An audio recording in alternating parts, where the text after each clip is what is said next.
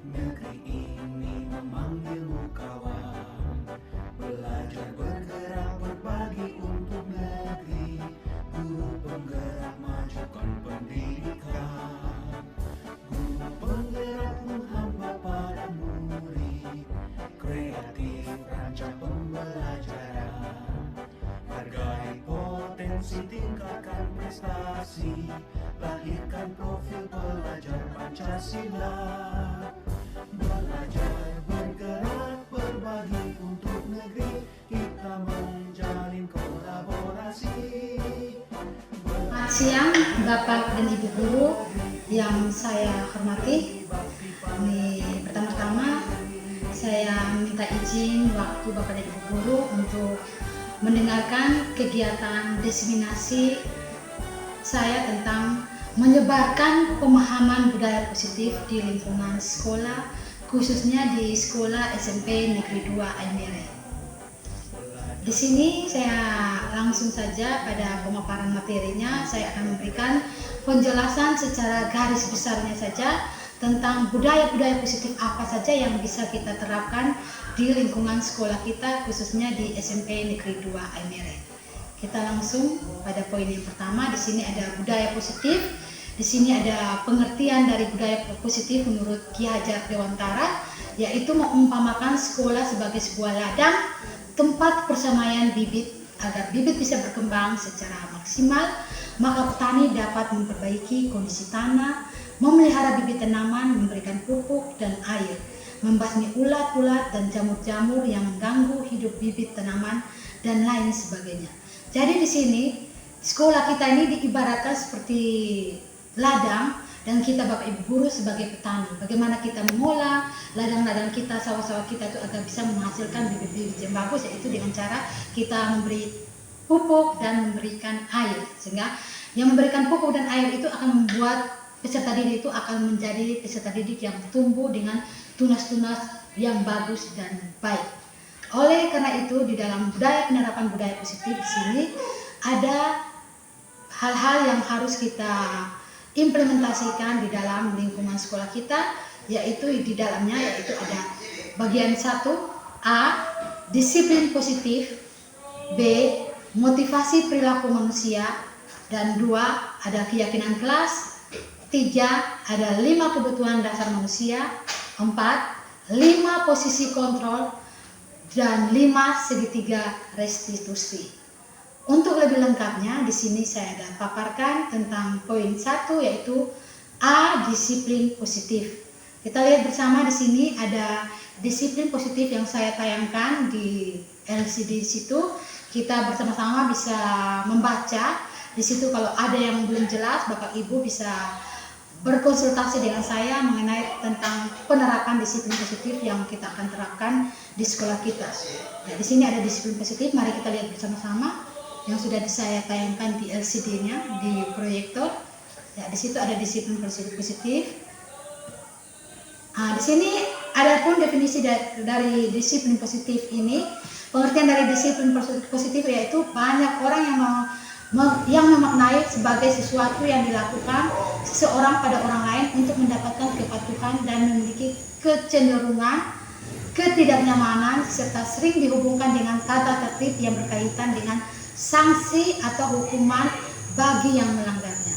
Nah, jadi di sini disiplin positif ini kalau kita mau menerapkan di sekolah kita kalau biasanya kita kenal dengan disiplin positif itu adalah kita memberikan sanksi atau hukuman. Padahal di dalam penerapan disiplin positif itu kata hukuman itu kita bisa ganti dengan konsekuensi. Jadi hukuman atau sanksi bisa kita ganti dengan konsekuensi atau tata tertib yang dibuat oleh sekolah dan dipatuhi oleh seluruh warga sekolah. Kita langsung di sini ada 2 pendapat.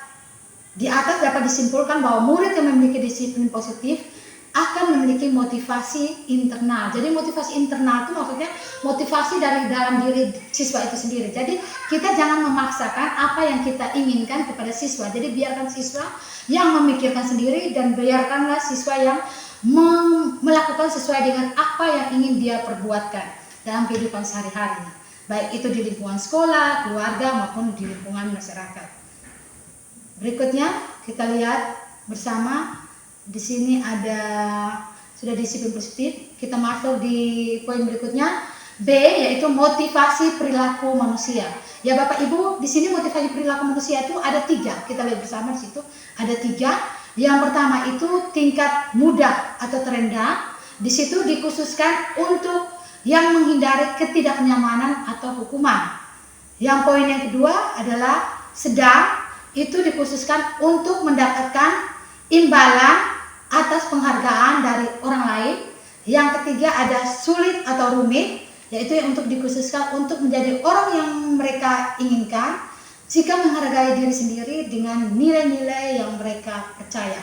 Ya, di sini saya akan memberikan penjelasan sedikit tentang mudah atau terendah, sedang, sulit atau rumit. Kita masuk di untuk menghindari ketidaknyamanan atau hukuman. Kita lihat bersama bahwa kadang-kadang apa yang kita lakukan atau kita terapkan di sekolah, kadang-kadang misalnya di situ ada peserta didik yang melakukan pelanggaran. Di situ pasti dia di situ ada rasa ketidaknyamanan, rasa takut apabila dia melakukan suatu kesalahan, jangan sampai dia diberikan hukuman atau sanksi, sehingga dalam hal itu dia melakukan sebuah kesalahan pasti dia akan menghindari rasa ketidaknyamanan, takut untuk mendapatkan hukuman dari bapak ibu guru, sehingga di situ dia mencari nilai yang lebih baik, yaitu menghindar daripada dia terjerumus dalam hal-hal yang tidak baik, karena nanti kalau dia jujur juga nanti dia akan diberikan hukuman, kalau dia tidak jujur juga tetap dia diberikan hukuman, sehingga dia menghindari ketidaknyamanan atas hukuman yang akan diberikan oleh bapak ibu guru.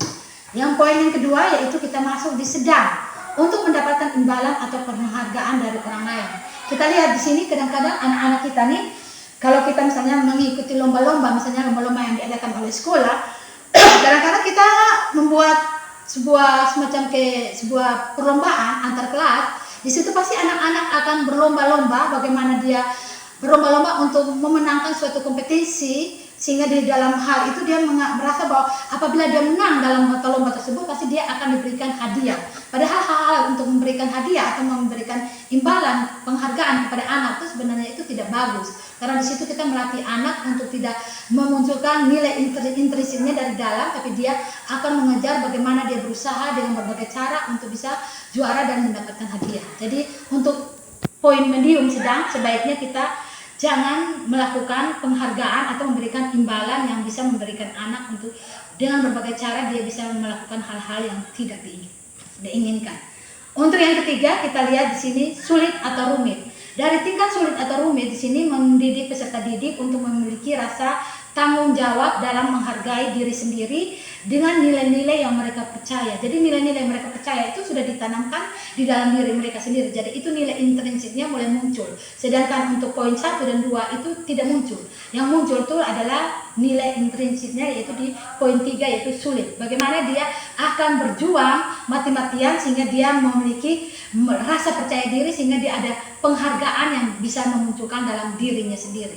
Sehingga dia bilang, kalau saya tidak melakukan ini, berarti saya harus berusaha sehingga saya bisa mendapatkan yang terbaik, sehingga saya bisa dihargai, sehingga ada nilai-nilai rasa kepercayaan dalam dirinya sendiri. Nah, kita masuk di poin yang berikutnya.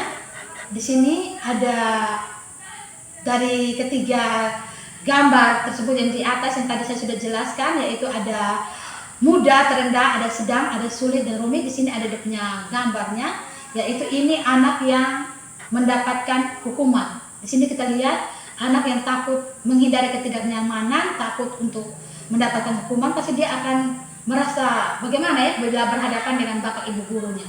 Sedangkan yang di poin kedua ini ada gambar anak yang ikut lomba dan mengharapkan akan mendapatkan imbalan atau penghargaan. Nah, ini nilai intrinsiknya tidak muncul. Sedangkan yang di poin yang berikutnya gambar ketiga, kalau dia mau maju, dia mau berhasil, pasti dia akan berusaha semaksimal mungkin, sehingga ada rasa percaya diri dalam dirinya bahwa dia melakukan ini, dia akan kelak akan berhasil, dan sehingga dia akan mendapatkan penghargaan yang lebih baik daripada penghargaan yang menghalalkan berbagai macam cara. Nah, kita lihat di sini. Nah, di sini ada poin yang berikut, materi yang poin berikut, yaitu tentang pembuatan keyakinan kelas. Di sini pembuatan keyakinan kelas itu adalah peraturan yang bersifat lebih abstrak daripada peraturan yang lebih rinci dan konkret. keyakinan kelas itu berupa pertanyaan universal. Pertanyaan keyakinan kelas sering dibuat dalam bentuk positif. Berikutnya, keyakinan kelas hendaknya tidak terlalu banyak sehingga mudah diingat dan dipahami oleh semua warga kelas. Yang poin berikutnya, keyakinan kelas sebaiknya sesuatu yang dapat diterapkan di lingkungan tersebut. Yang berikutnya, semua warga kelas hendaknya ikut berkontribusi dalam pembuatan keyakinan kelas lewat kegiatan curah pendapat. Yang terakhir, bersedia meninjau kembali keyakinan kelas dari waktu ke waktu. Ya, Bapak Ibu, di sini untuk keyakinan kelas, di sini saya memberikan gambaran dulu pada Bapak Ibu. Di sini saya sebagai wali kelas 9A. Untuk penerapan pembuatan keyakinan kelas itu sudah saya buat di kelas saya, yaitu kelas 9A. Di situ saya membuat curah pendapat dengan anak-anak didik saya yang berjumlah 31 orang. Di situ saya membagikan kertas post-it. Saya minta mereka menuangkan ide atau pikiran mereka tentang keyakinan kelas apa yang akan kita bangun, yaitu hal-hal yang bersifat positif. Saya ambil contoh misalnya keyakinan kelas yang saya buat, misalnya contohnya di situ masuk kelas tepat waktu.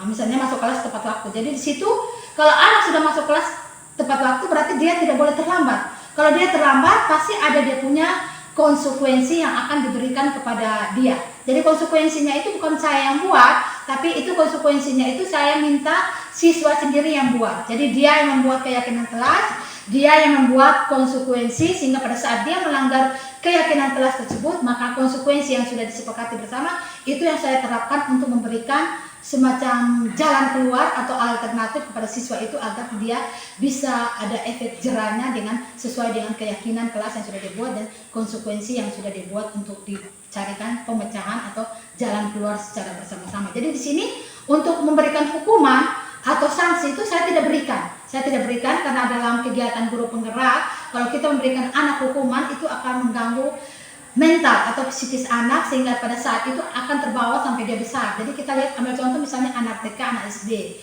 Pada saat dia tidak mengerjakan tugas atau dia tidak membersihkan kelas, kita misalnya memberikan dia hukuman, misalnya kita menyuruhnya berlutut atau menyuruhnya lari terputar keliling kelas atau keliling sekolah. Di situ sampai dia besar nanti dia akan terbawa.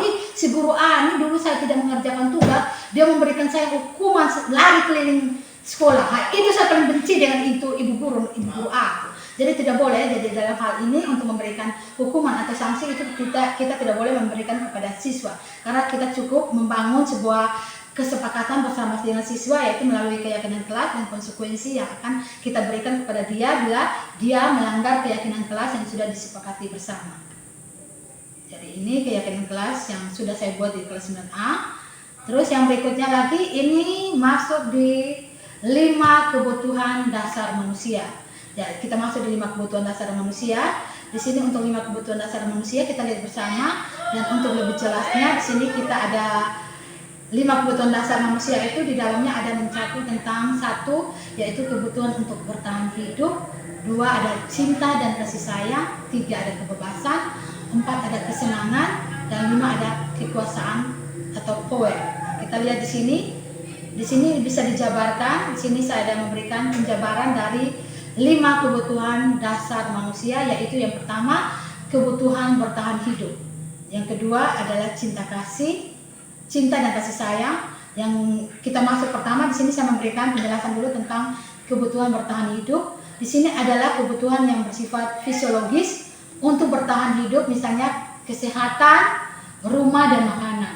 Setelah itu kita masuk lagi di kebutuhan yang berikutnya adalah cinta dan kasih sayang, adalah kebutuhan untuk diterima. Misalnya di rumahnya itu anak sering kurang mendapatkan perhatian atau kasih sayang dari orang tua, sehingga di sekolah dia kadang-kadang mencari figur orang yang lebih menyayangi dia, karena di situ dia membutuhkan kasih sayang atau membutuhkan perhatian dari kita Bapak Ibu guru.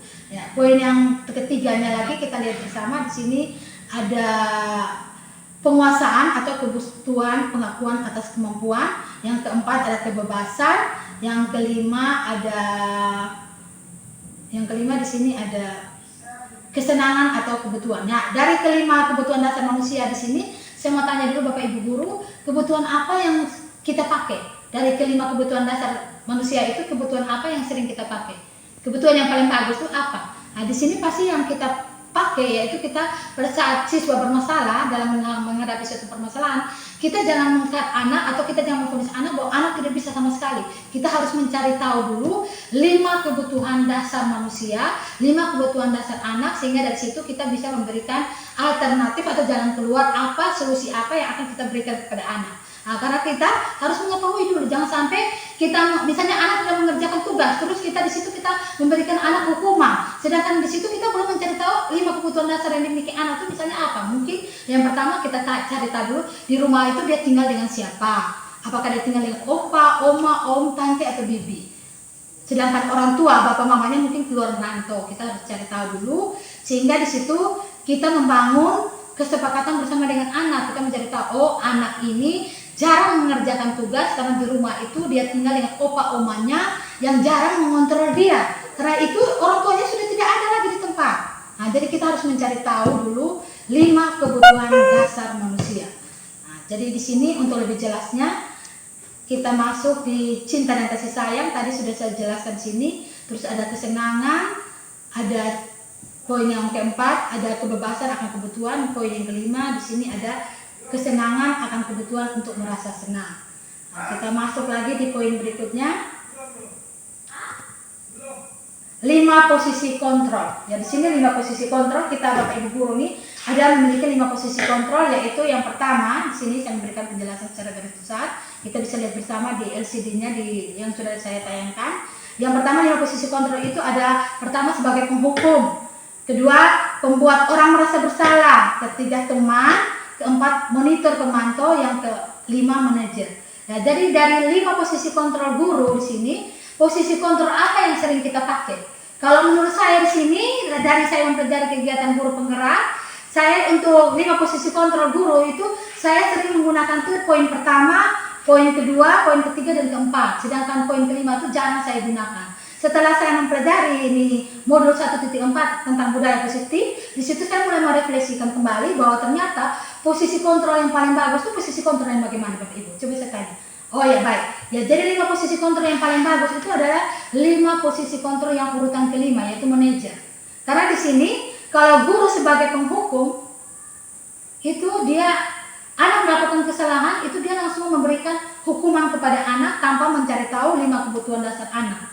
Sedangkan di sini sebagai pembuat orang merasa bersalah, itu misalnya anak melakukan kesalahan, itu dia akan catat setiap kejadian-kejadian apa yang anak lakukan, dia akan catat. Setelah itu dia akan berbicara kepada anak.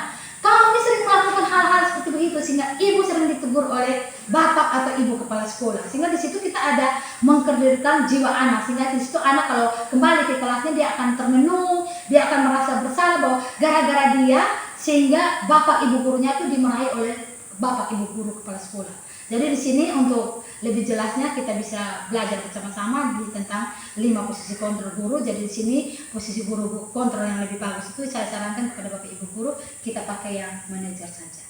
Pakai monitor atau pemantau, kita sebagai manajer. Karena sama tanya oleh saya kepada bapak ibu guru manajer. Dari kelima posisi kontrol ini, posisi kontrol yang bagaimana yang lebih bagus? Dari kelima posisi kontrol. Nah,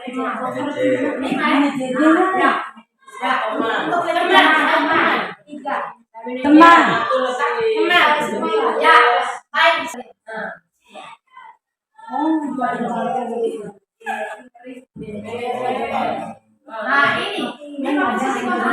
Kadang-kadang kita selalu mengatakan begini, patuhi aturan, patuhi aturan saya, atau awas, atau awas. Kadang-kadang kita mau mengatakan seperti itu, patuhi aturan saya, atau awas. Kalau teman, ayo bantulah demi bapak ya. Ya sudah, kali ini tidak apa-apa. Nah, yang sebagai hukum itu sebagai teman. Kalimat itu sebagai hukum itu atau pemantau. Peraturannya apa? Apa yang telah kamu lakukan? Sanksi atau konsekuensinya apa? Sedangkan sebagai pembuat orang merasa bersalah, kadang-kadang kita membuat ibu sangat kecewa sekali dengan kamu. Gimana? Coba. Kalau orang tua kamu tahu, kamu berbuat begini. Kadang-kadang saya sering mengeluarkan, kadang-kadang saya tuh di kelas, kadang-kadang saya selalu memakai ini ya sebagai penunggu.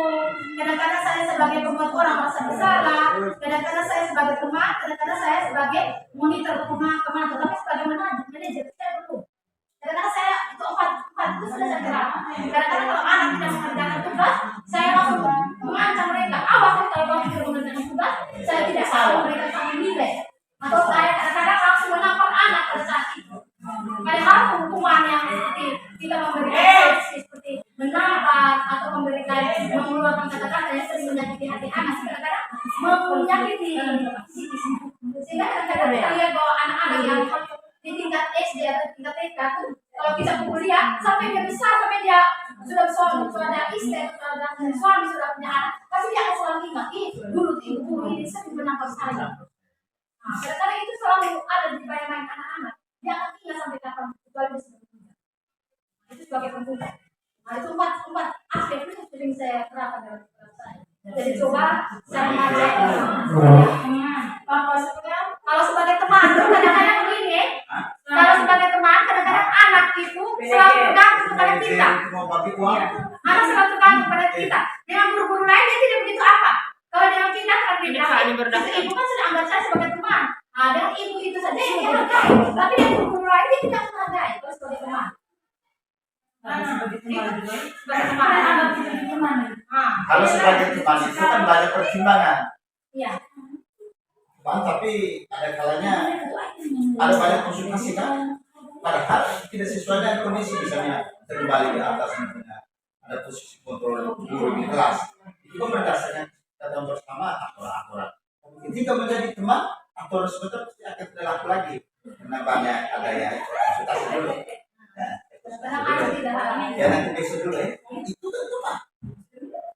Habis ini sebagai monitor atau pemantau itu kadang-kadang kita misalnya Juji toh, misalnya saya contoh Juji kan bulan lalu semester ganti kan 50 hari apa ya? Nah, di situ 50 hari apa?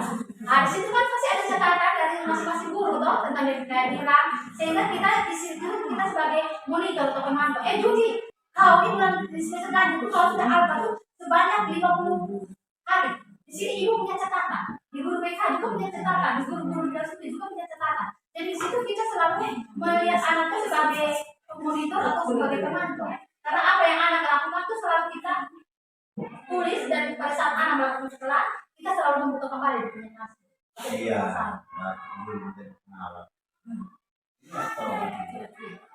Kita tahu apa itu sudah berapa kali ya? Itu sebagai monitor atau pemantau. Belum tidak ada tugasnya pakai air ini. Di sini sebagai membuat orang merasa bersalah, saya ambil contoh Saya ambil contoh. Misalnya Juji, saya kasih contoh Juji karena Juji itu siapa anak. Dia tuh pernah saya ditegur oleh Ibu Heni gara-gara dia tidak ikut nih apa tuh kan yang Krismat yang dia sembunyi. Nah itu saya kasih bahas, aduh Juji, kau ini berapa kali ibu mau ngomongin kau gara-gara kau perbuatan ibu tuh sampai ditegur oleh kepala sekolah. Nah dari situ kita membuat anak tuh bahwa dia tuh merasa bersalah karena gara-gara dia punya perbuatan, saya punya wali kelas sama ibunya tuh ditegur oleh pimpinannya. Dari situ kita menceritakan anak punya perasaan. Iya, kita menceritakan anak punya perasaan. Kalau saya Termasuk itu di Polo itu. Polo kan sampai hari ini juga kan nyaman, tapi setelah saya urus semua 20.000 sampai hari ini. Polo mana uang? Tidak ada sudah. Yang ketika sudah nyaman. Termasuknya ibu ini. Ibu ini kan uangnya dicuci langsung tidak ikuti semua. Tapi uang ibu ini sudah. Jadi di sini kalau sebagai manajer itu pada saat anak melakukan kesalahan kan kita ingat kembali kita punya keyakinan kelas, kita sudah membangun kesepakatan dengan anak. Nah di situ kita mengingatkan anak kembali, kira-kira keyakinan salah apa yang sudah kamu buat. Apa kamu bersedia menerima. Jadi situ kita membangun kembali kesepakatan dengan anak, karena anak yang membuat kesepakatan bersama dengan kita. Jadi pada saat dia melakukan suatu kesalahan, dia akan punya kembali keyakinan kelas yang sudah dibuat bersama dengan jadi di sini yang lebih bagus ini kita pakai manajer, jadi penting. Manajer.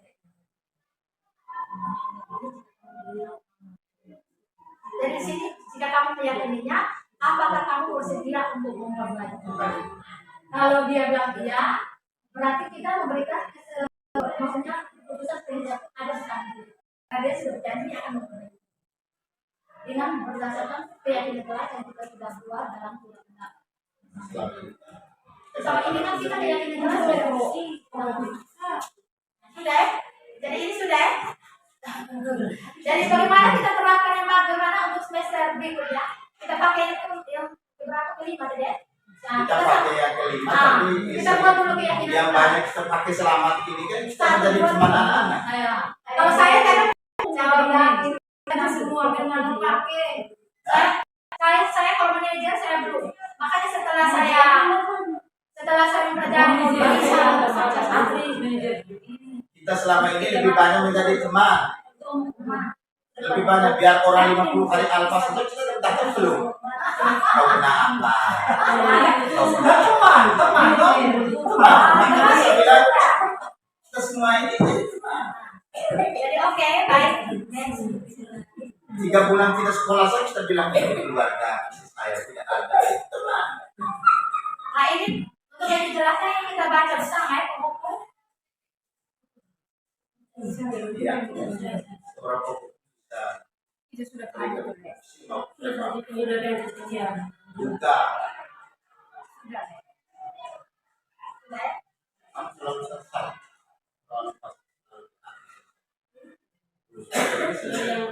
Ada kuliah yang ini teman Teman ya, buat orang besar-besar coba lihat.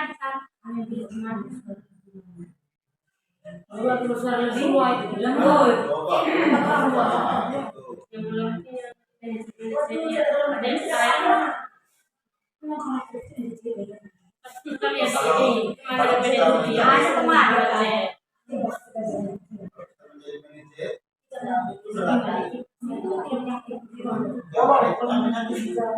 Manajer kan? Ada tidak berdiri. Lihat ini manajer.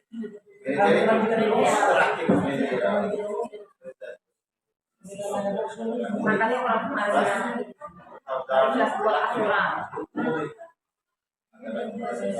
itu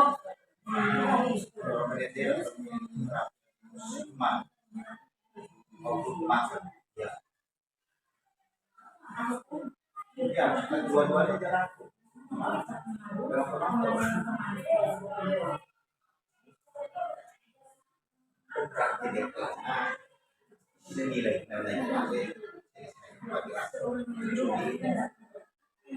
Nah, sekarang kita masuk di segitiga restitusi.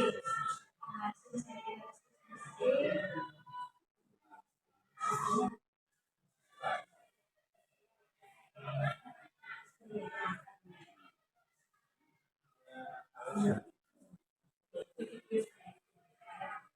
Pada kamu sudah kenal. Itu ada validasi tindakan yang salah untuk segitiga restitusi, ada meyakinkan keyakinan, berikutnya ada menstabilkan identitas. Nah, jadi di sini kalau anak melakukan kesalahan itu kita pertama kita membuat validasi tindakan yang salah.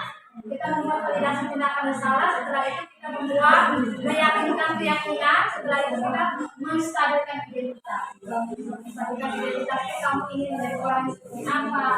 Kita maksudnya merangkul kembali anak. Jangan sampai asal membuat kesalahan, kita membiarkan anak begitu saja. Kita harus dimampai melakukan anak, setelah itu kalau menjelaskan kita menstabilkan identitas. Ada setahun tentu punya alasan mengapa manusia berbuat. Nah, setelah itu kita membuat lagi ada cara yang harus kita mendapatkan apa yang kamu butuhkan. Apa yang kamu butuhkan itu kita kembali kepada 5 kebutuhan dasar manusia. Kita mengetahui lagi 5 kebutuhan dasar yang dibutuhkan oleh setiap individu. Dari situ pada saat kita membuat suatu tindakan, kita bisa lihat pada restitusi itu maksudnya pemulihan kembali. Pemulihan kembali. Jadi anak yang sudah melakukan suatu kesalahan kita melakukan restitusi kembali. Jangan sampai anak misalnya melakukan suatu kesalahan yang mencuri mangga ya, mencuri mangga, di situ pasti tidak ada identitas yang melekat pada dalam dirinya bahwa dia itu adalah seorang pencuri.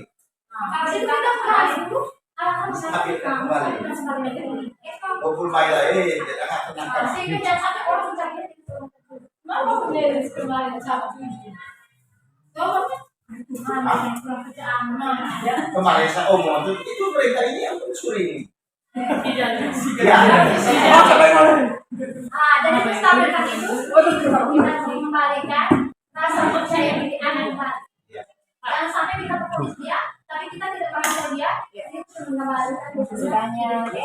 Tapi kita kan yang baru-baru ada kesenjangan. Orang-orang terjadi di luar. Kita tidak punya apa-apa. Kita tidak punya hubungan dengan masalah ini. Ya kalau di luar, kecuali di bandar itu kan orang di luar ngomong anak. Ada orang omong, ada sampai dua, lalu kita sembunyi, mereka di luar. Sama seperti ini yang jahat anggota legio, tidak, itu bukan legio, itu pribadi Cornelis. Itu kan hanya boleh balik. Makanya orang-orang seperti itu kan gitu. Itu bukan legio. Ya kan? Ya, saya berikutnya ada Gogo, orang, gogo.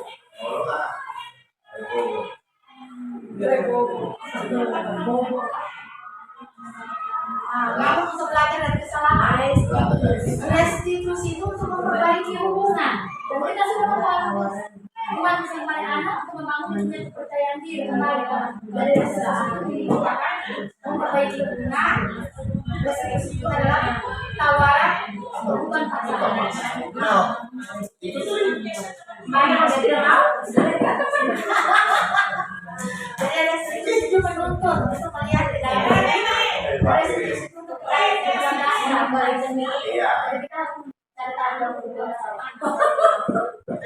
Harus tahu latar belakang. Termasuk juga kesehatan, ekonomi, sosial. Oh, artis tahu masing ada masing. Dia restitusi mengembalikan orang yang bermasalah pada keluarga. Jadi itu saja 5 budaya positif yang mungkin harus kita berjuang bersama-sama untuk kita restitusi terapkan di rumah sekolah.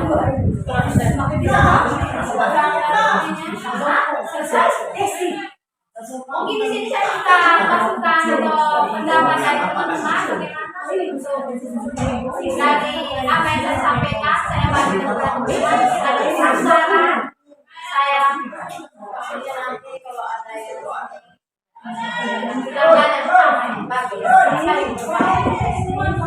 rasa itu saja dari saya. Sekian dan yang kedua.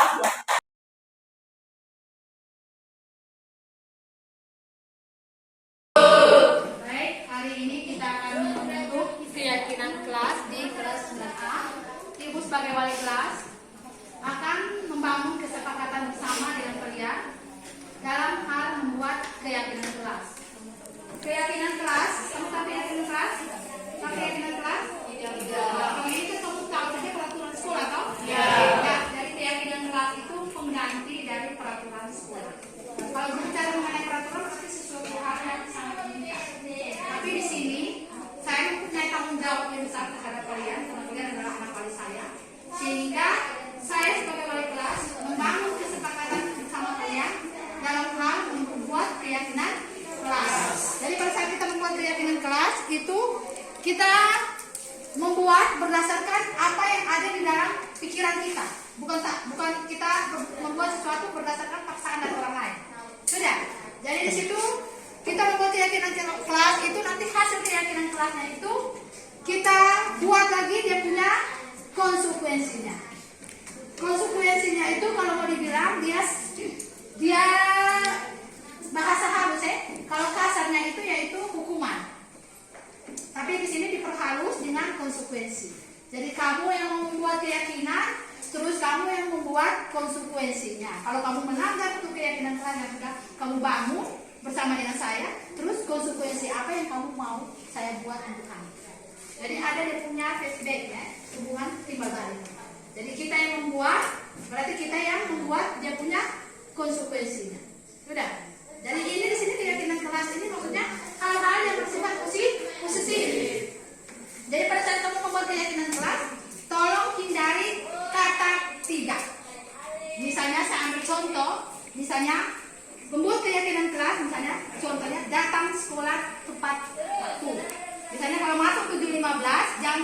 jam 7.15.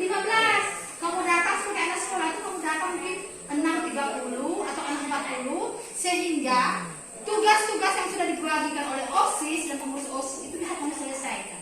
Misalnya membersihkan dalam kelas, membersihkan halaman sekolah dan sekitarnya. Jadi menghindari kata-kata tidak, itu contohnya. Di sini ibu akan membagikan kertas post-it untuk setiap peserta didik yang berjumlah 31. Nanti di sini kamu menulis keyakinan kelas apa yang kamu inginkan. Hasil keyakinan kelas kamu itu ditempelkan di papan tulis ini. Sudah? Setelah itu nanti kita menyimpulkan secara keseluruhan. Misalnya ada yang sama, misalnya datang sekolah tepat pada waktunya. Kita ambil yang semua sama, kita ambil menyimpulkan sehingga kita cukup menghasilkan beberapa keyakinan kelas. Ini tidak terlalu banyak. Sudah? Seperti? Nah, jadi sekarang saya bagikan kertas post-it-nya kepada kalian.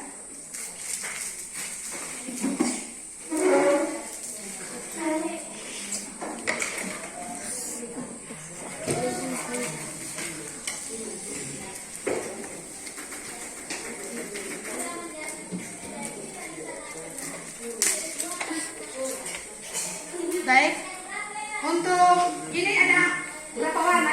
1, 2, 3, 4, 5. Jadi ini warnanya campur-campur, tidak semuanya, 31-nya itu warnanya satu. Jadi ini saya bagikan saja campur-campur warnanya. Jadi tolong di sini sudah ada perekatnya. Jadi kamu tulis jangan di sini di luar, tapi tulisnya di jangan tulis di dalam, tapi tulisnya di luar. Sudah, jangan di dalam perekat ini. Bisa toh?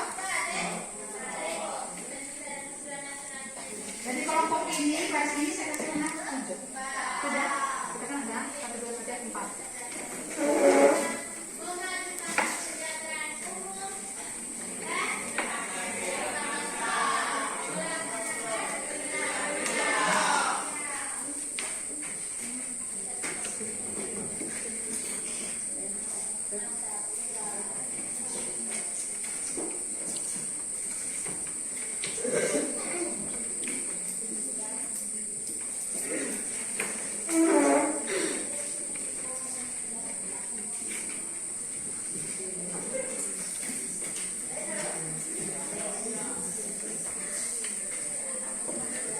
Kamu yang sudah dapat boleh tulis sudah sekarang.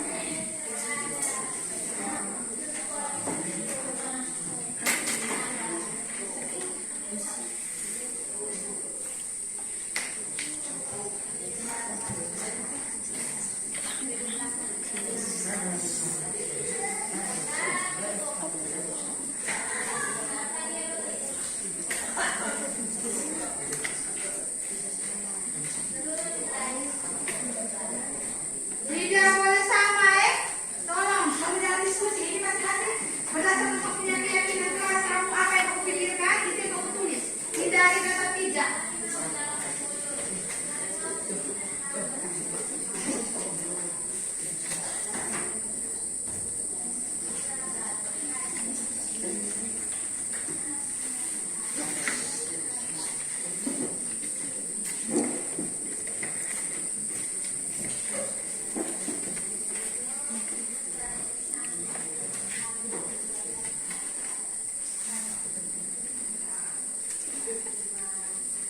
Jangan lupa tulis kau punya nama namanya di atas, tulis kau punya keyakinan.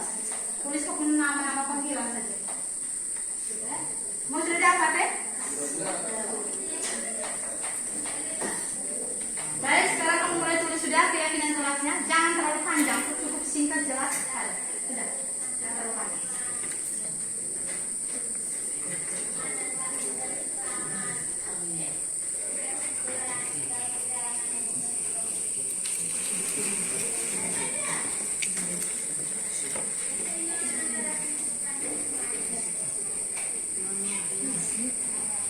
Tidak usah tulis cukup satu nama panggilan, di bawahnya itu keyakinan kelas apa yang kau inginkan, yang kau mau.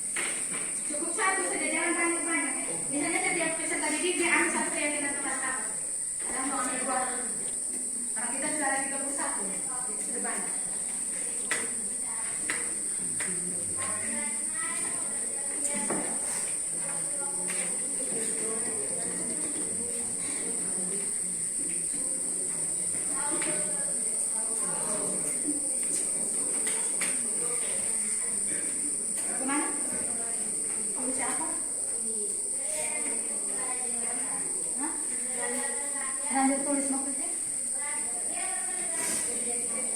Beda satu. Tulis satu saja. Karena kita di sini tiup satu anak. Jadi kau jangan banyak tuh. Kalau pasti ada yang lain. Apa? Bagaimana? Masih ada saya itu bilang apa? Kalau kita tulis satu anak. Bagaimana?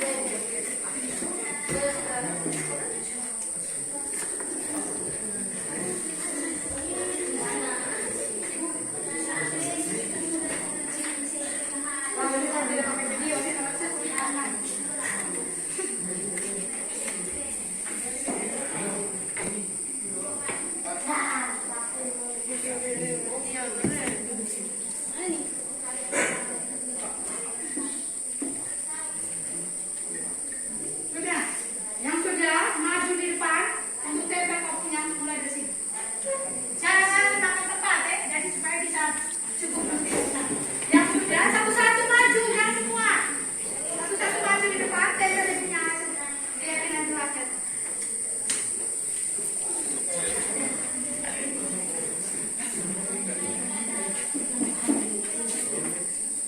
Di sini kuning ya, kalau sudah kuning awal, di sini merah, di sini hijau, pokoknya sesuaikan dengan yang awal pertama.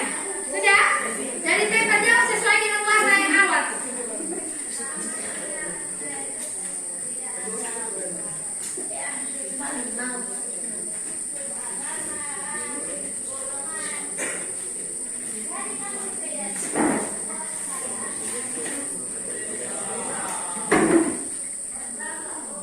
Sesuaikan dengan warna. Oh, sesuaikan dengan warna itu warna orange, ungu orange di atas tuh berarti kau turun ke bawah.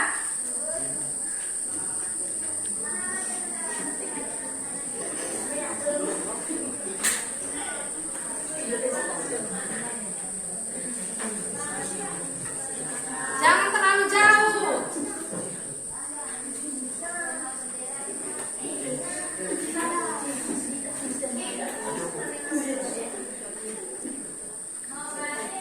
Itu kan aduh udah tempel sama dia.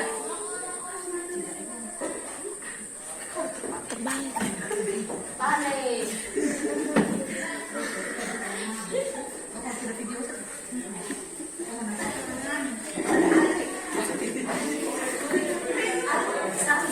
Satu-satu. Tahu antri sisi itu? Dapat robot masih. Ayo Nona. Itu tuh boleh warnanya tuh sesuai dengan warnanya tuh.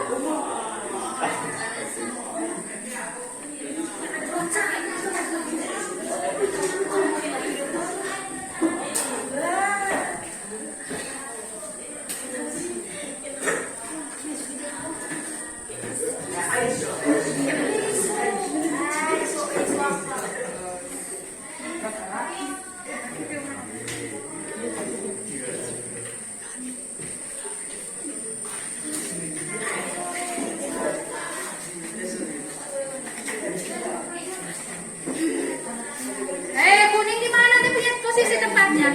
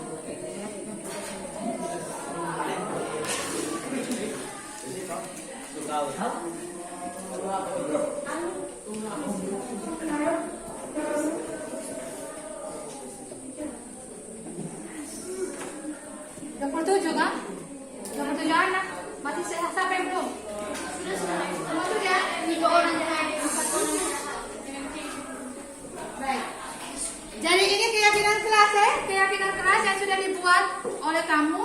Di sini saya akan membacakan. Ini hasilnya, ini ada masuk ke dalam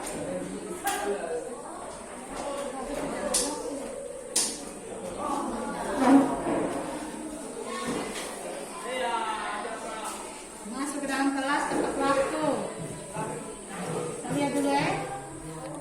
Menghormati semua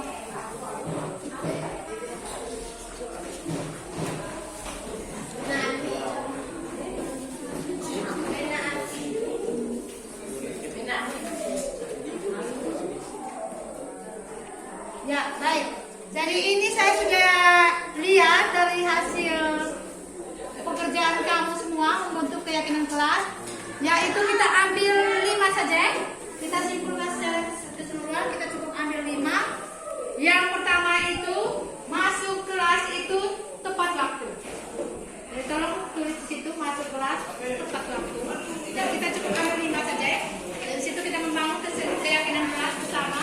Masuk kelas tepat waktu.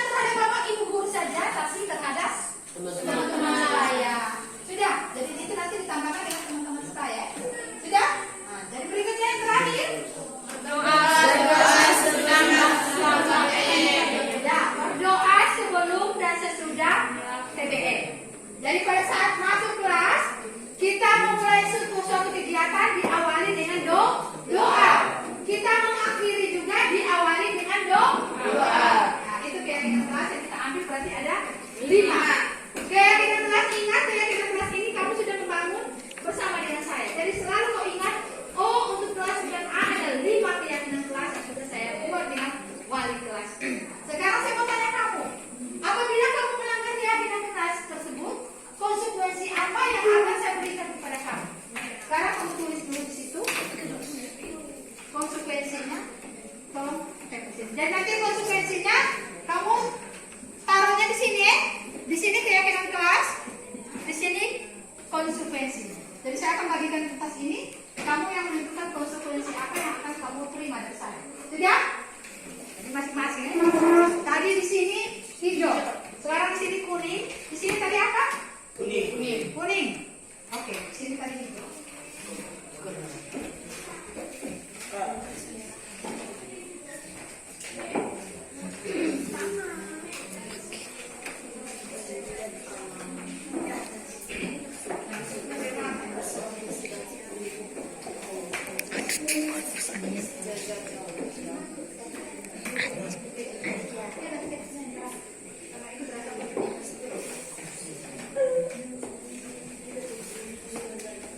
Tadi di sini apa? Kuning.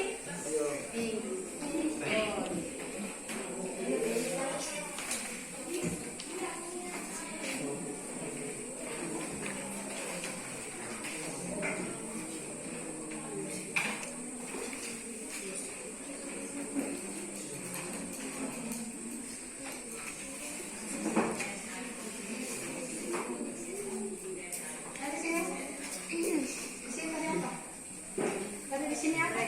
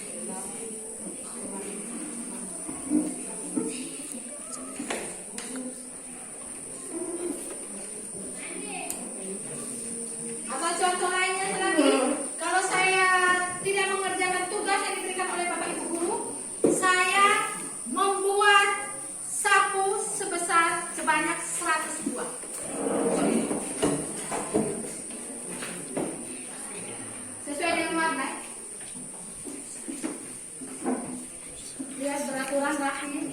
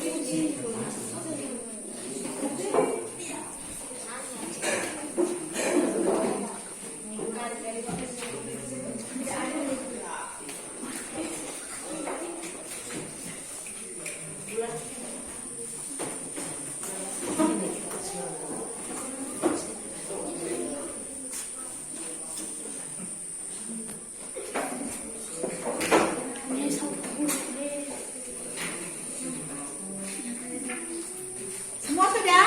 Belum. Lagi berapa orang? 2. Satu ya.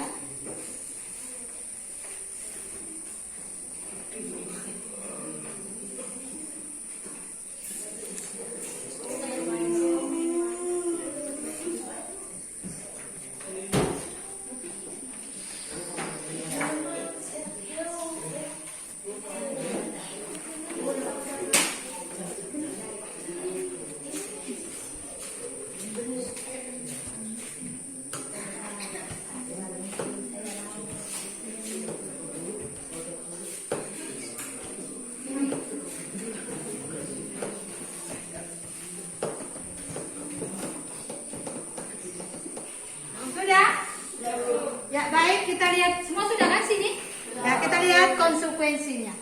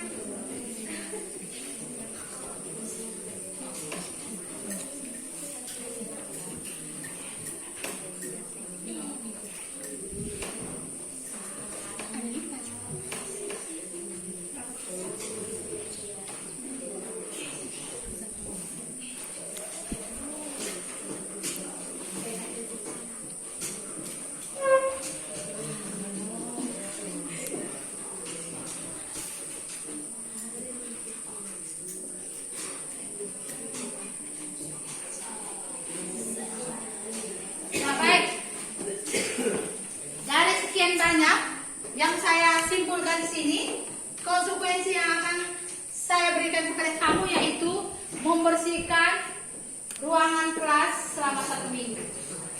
Nah, di sini ruangan kelas bukan hanya ruangan kelas ini saja, sudah, bukan hanya ruangan kelas ini saja. Di situ kan kalau ruangan kelas kalau banyak orang yang melakukan pelanggaran, berarti dia hanya membersihkan ruangan kelas yang cukup ini saja. Tapi di sini saya menambahkan karena di sini ruangan kelas. Kalau misalnya 3-4 orang yang tidak membersihkan, mengerjakan melanggar kesepakatan keyakinan kelas, apakah semuanya itu harus tertumpuk di sini? Tidak mungkin kan? Jadi bukan hanya membersihkan lingkungan kelas, tapi membersihkan lingkungan kelas dan halaman sekolah sekitarnya.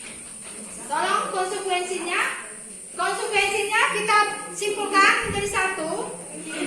Sudah kau tulis itu konsekuensi yang akan saya berikan kepada kamu? Membersihkan lingkungan kelas dan halaman sekolah sekitarnya selama 1 minggu. Itu konsekuensinya.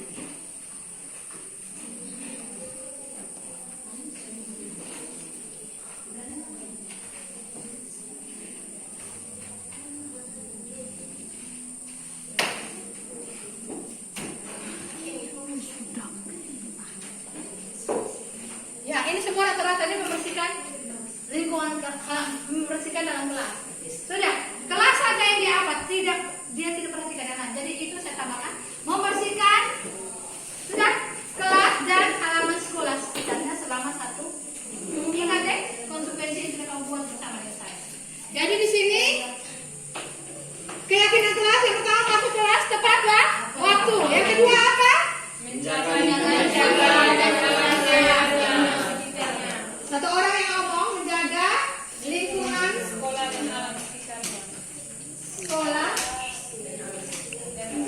dan alam sekitarnya.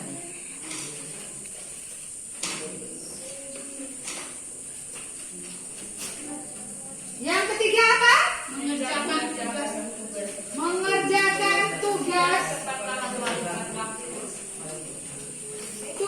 yang diberikan oleh Bapak Ibu guru.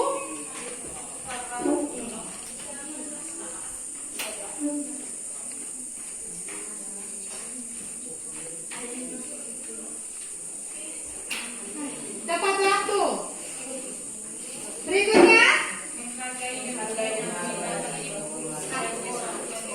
menghargai dan menghormati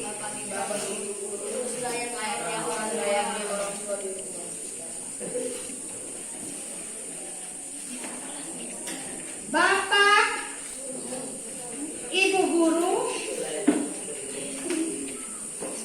dan teman-teman. Sudah? Dan teman-teman apa? Saya bilang tambahkan sebaya. Teman-teman sebaya. Yang ada di lingkungan sekolah.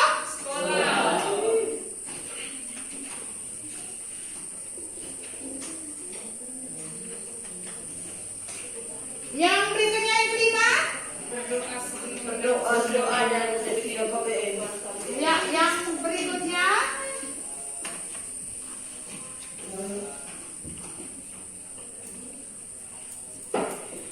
ya, sini berdoa sebelum dan sesudah PDE. Sudah, jadi kita lihat bersama di sini. Yang pertama itu berdoa sebelum dan sesudah PBM. Yang ketiga masuk kelas tepat waktu. Yang keempat mengerjakan tugas yang diberikan oleh Bapak Ibu guru tepat waktu.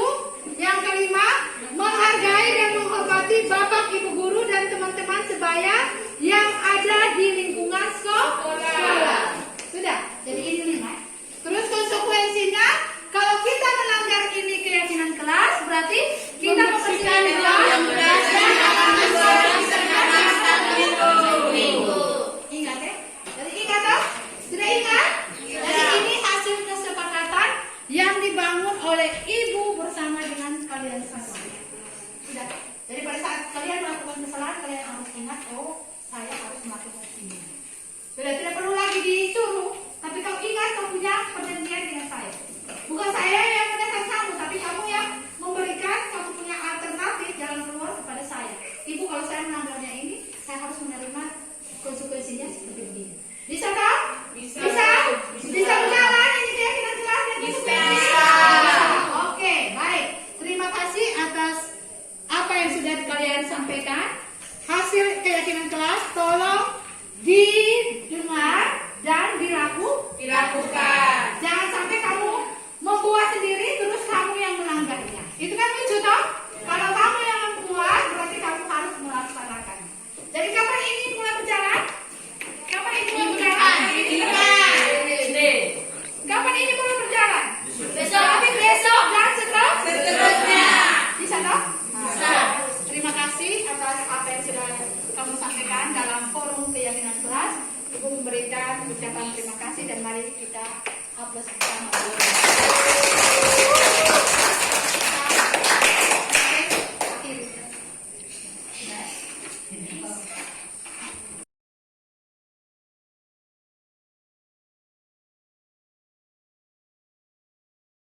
Baik, terima kasih. Selamat siang untuk kita semua. Pertama saya menyampaikan ucapan terima kasih atas penjelasan dari Ibu Antonia yang sudah banyak memberikan masukan-masukan untuk kami, juga untuk tugas yang akan kita emban di kali-kali yang akan datang dalam hubungan dengan budaya positif yang ada di lembaga pendidikan, khususnya di SMP Negeri 2 Aimere. Saya coba memberikan dua hal, terutama dalam hubungan dengan penjelasan tadi. Saya coba menarik kesimpulan bahwa sesungguhnya budaya positif itu tidak asing bagi lembaga pendidikan, khusus kita di SMP Negeri 2 Aimere ini. Karena budaya positif itu sudah sebenarnya diletakkan dasarnya oleh Ki Hajar Dewantara sejak lama. Sudah lama sekali Ki Hajar Dewantara mengajarkan kita tentang bagaimana memperlakukan budaya positif, budaya kerja yang ada di lembaga pendidikan masing-masing. Termasuk kita di lembaga pendidikan SMP Negeri 2 Aimere. Saya yakin dan percaya bahwa budaya positif itu sebenarnya milik kita. Dan bagaimana kita memperlakukan budaya positif itu menjadi milik kita, itu tergantung dari bagaimana kesadaran, bagaimana pemahaman kita, pengalaman-pengalaman kita yang sudah kita lakukan dalam hubungan dengan budaya positif, budaya kerja yang ada di lingkungan kita. Saya yakin dan percaya bahwa kalau seandainya budaya positif ini kita lakukan sejak saat ini sesuai dengan pesan dari Ki Hajar Dewantara, maka saya yakin dan percaya bahwa budaya positif itu sebenarnya pengalaman yang sangat bagus yang mau kita terapkan, dan itu bisa menghidupkan kita, dan itu bisa membuat lembaga pendidikan kita khususnya di SMP Negeri 2 ini bisa berubah.